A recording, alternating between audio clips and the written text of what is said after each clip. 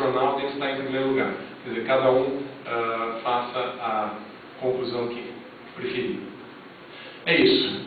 Obrigado. Desculpe por falar demais, mas eu sou da geração do outro convite.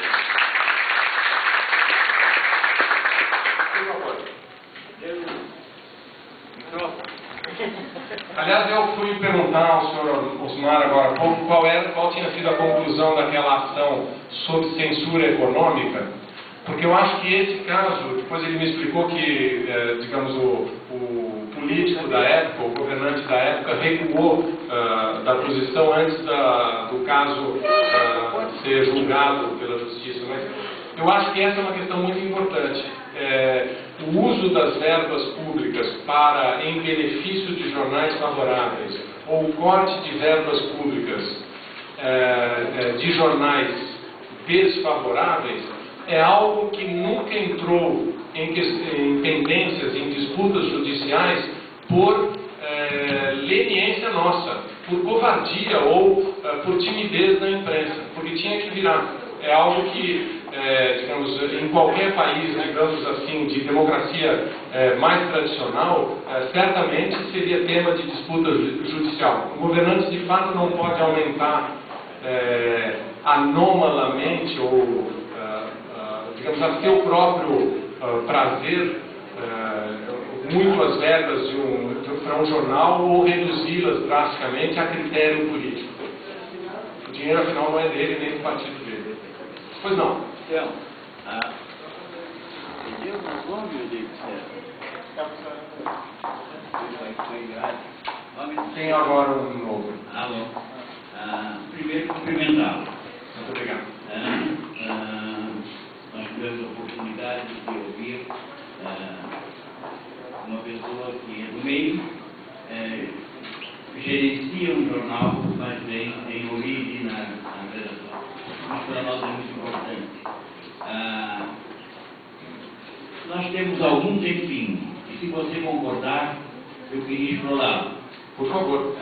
Também pedir até explorar também o Eduardo, porque eu acho que o Eduardo ficou devendo alguma coisa, Eduardo, no sentido que agora nós podemos conversar mais com o povo.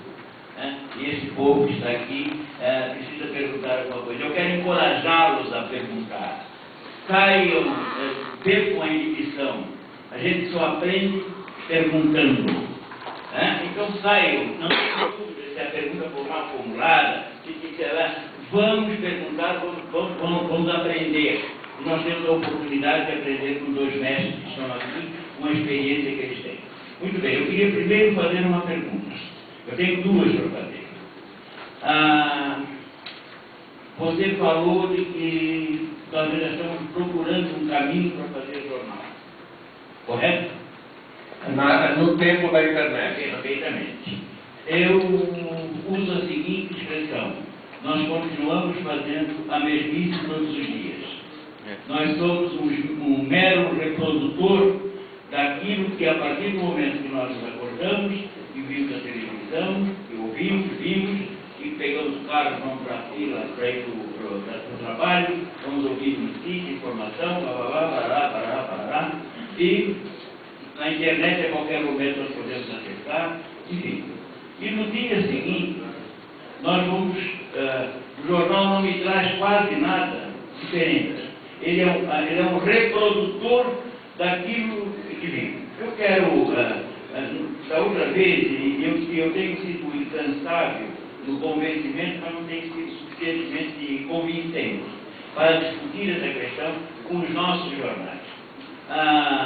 O futebol, a cobertura de futebol.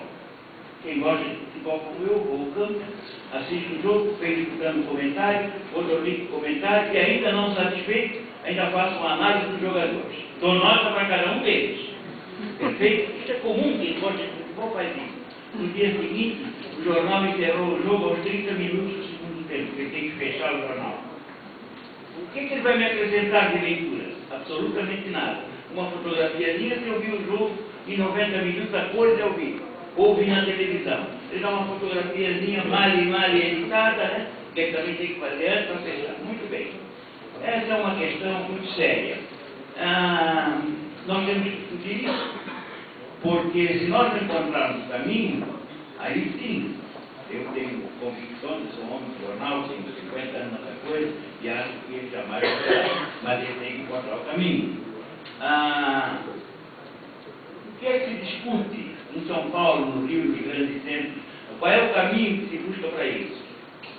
Essa pergunta até faço para o Eduardo possa também entrar nessa discussão, e depois eu tenho uma segunda pergunta para fazer também.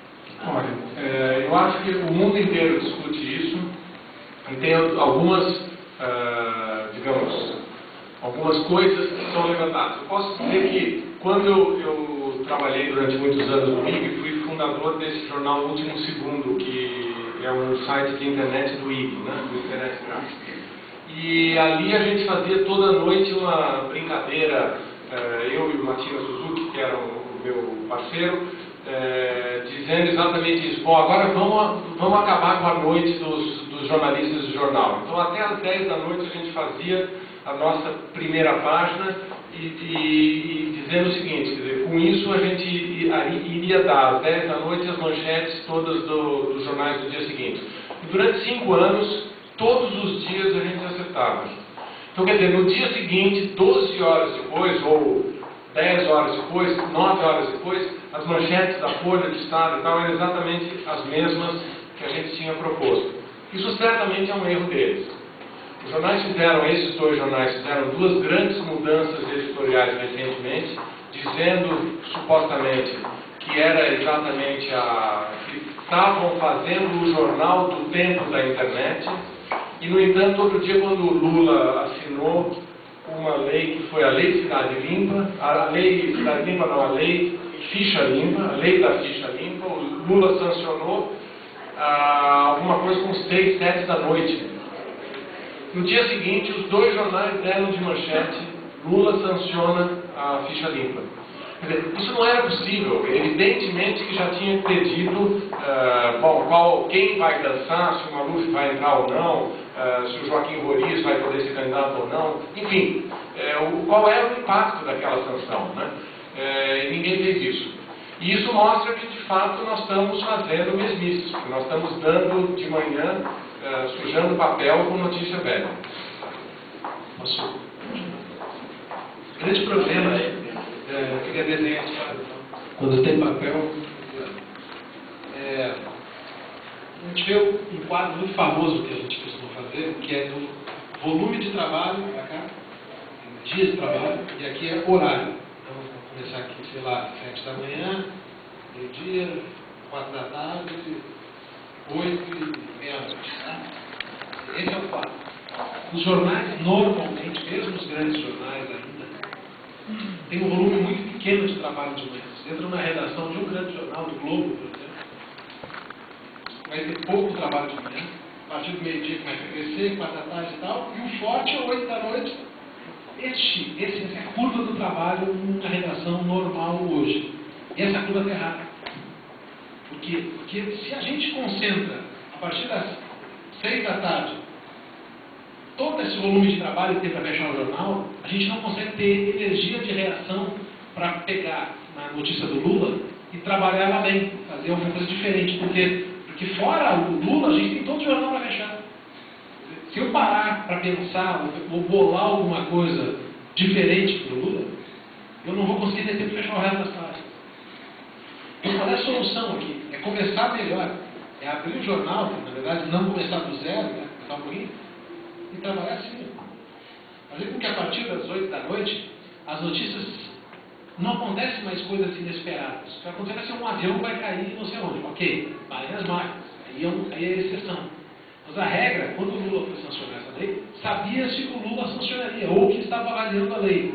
Eu tenho todas as condições de parar para pensar de manhã e dizer, bom, se ele sancionar, para onde vamos? Se ele não sancionar, para onde vamos? Eu trabalhar em 2 frentes e ter páginas construídas previamente, diferentes, que vão acrescentar valor e não vão deixar o doutor Osmar no outro dia de manhã dizer, pô, esse cara não disse nada que eu não soube no Jornal Nacional. Então significa trabalhar com inteligência mais cedo. Eu aumentar a quantidade de informação. Isso não significa eu gelar o jornal. Ele sempre mostra isso para alguém e dizer, porra, o cara está fazendo um jornal gelado, todo ele de notícias frias, não estou esperando quente.